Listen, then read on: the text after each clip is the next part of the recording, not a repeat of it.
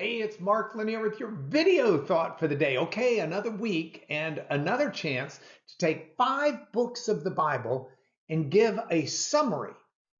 One book a day. Try to get a summary of about 4 minutes in and see if we can add to our knowledge of the Bible. So we've already done this a couple of weeks ago with the first 5 books, Genesis, Exodus, Leviticus, Numbers, Deuteronomy. And today we'll start the 6th book in the Old Testament in the order in which most Bibles have it. It is the book of Joshua. Now, the book of Joshua chronicles the Israelites' conquest of Canaan under the leadership of Joshua, hence the name. Joshua had been born in Egypt. He was originally named Hoshea, which means salvation, but Moses changed his name to Yehoshua, Joshua, which means Yahweh is salvation.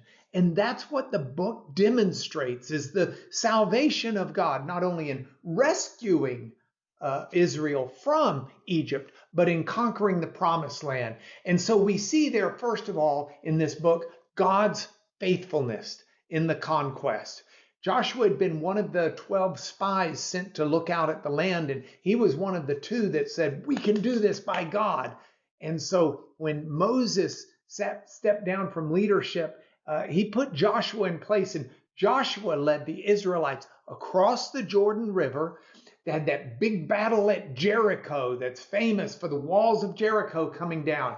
And over we see God intervening in the battles on behalf of the Israelites, including one that was near Gibeah where the sun stood still so that the battle could get done. So God's faithfulness is shown in this book, but the book doesn't stop there. The book also includes the distribution of the promised land as the territories allocated to the 12 tribes. Now, this is fulfillment of a promise that God had made to Abraham over 400 years earlier.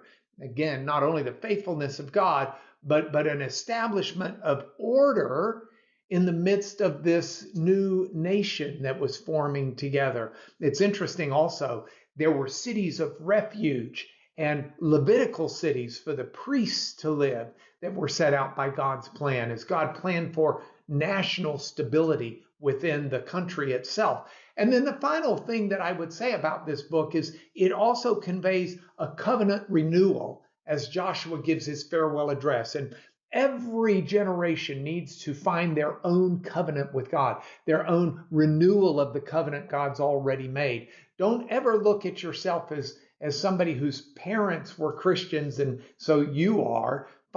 Our parents were Jewish, so you are. Find your independent relationship with God. Renew a personal covenant with him. Joshua's challenge was for everybody to remain faithful to God. Joshua has that famous passage, but for me and my house, we'll serve the Lord. In response to that question, Joshua asked them, choose this day whom you will serve. And it's a great question for us.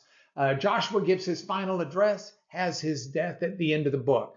So the book of Joshua, it teaches us about trusting God's promises, the importance of obedience. Sometimes Israel would lose many of the battles because they were disobedient to God and his leading.